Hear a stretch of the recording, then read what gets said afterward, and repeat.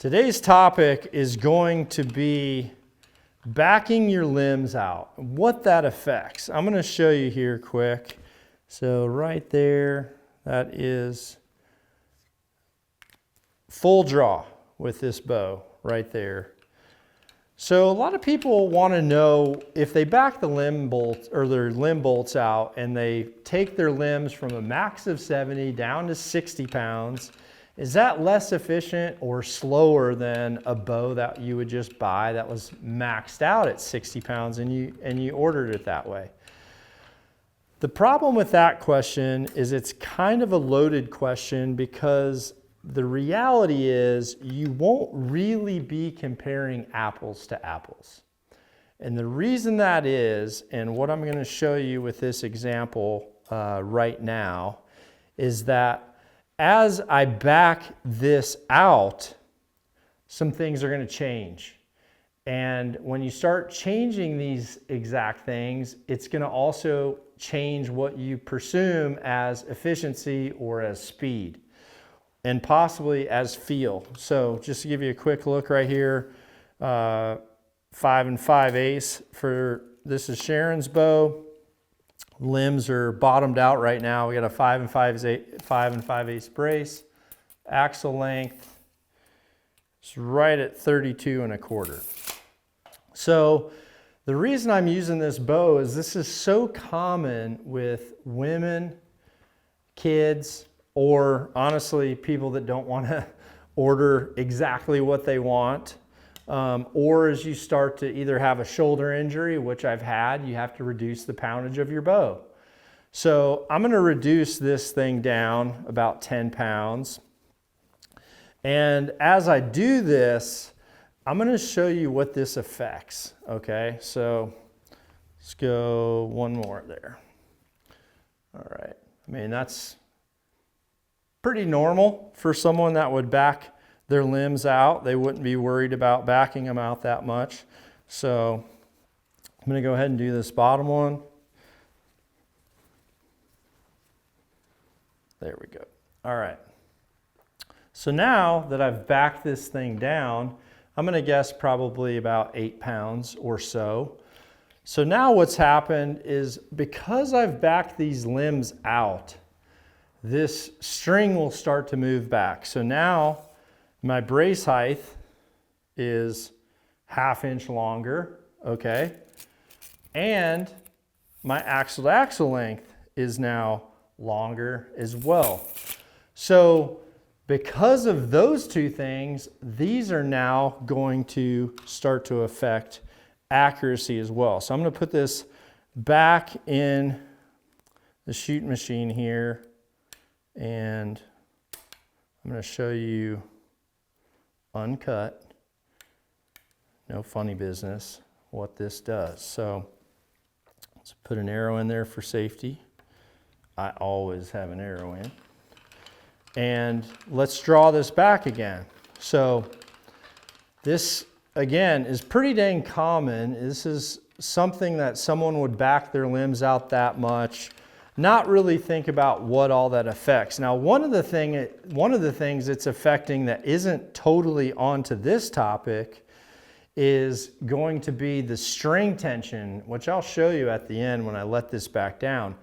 That string tension is going to be much weaker right now, and your ability to manipulate this string it's pretty scary, honestly, when the string tension gets too weak. And when you back the limbs out too much, you definitely weaken the string tension. But like you saw, your brace height comes back, which now, a direct reflection, because that brace height's back, the total draw length is also different now. So a lot of people have a bow that's at 29 inches, but then back it down 10 pounds. Well, now they've changed their draw length 5/8 of an inch, 3/4 of an inch. You know, this is a fairly short bow, but you can see here, there's definitely a difference.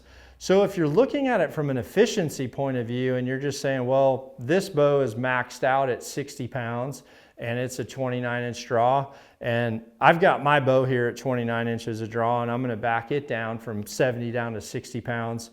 Let's see how they compare apples to apples. Well, you're not really comparing apples to apples because you're actually adding in more draw length. And as a rule of thumb, with draw length, 1 inch of draw length at the average to above average draw lengths are going to be anywhere from 8 to 10 feet per second. As you get shorter in the draw, it usually will, honestly, you'll usually lose more efficiencies as you go into some of those shorter settings. So it'll actually kind of get worse, the speed loss. But in this case, if you were comparing a maxed out bow to this bow that you've then backed down, well, there's 4 to 5 feet per second right there. That truly wouldn't give it that much of a comparison. And you can also see, took a little bit for that to go forward. You're gonna have much less pressure at full draw. That string is gonna be more pliable once you back that out. So that's certainly gonna start to affect things. I tell people all the time, backing your limb bolts out, that's nothing to be worried about, especially if you're a growing archer, because the muscles that you have in archery, they honestly develop really fast.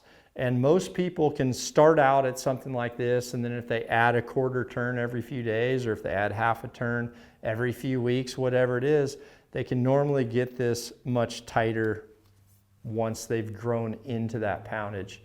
I wouldn't recommend having one to where it's fully backed out and it's like that all the time, because this is the other effect.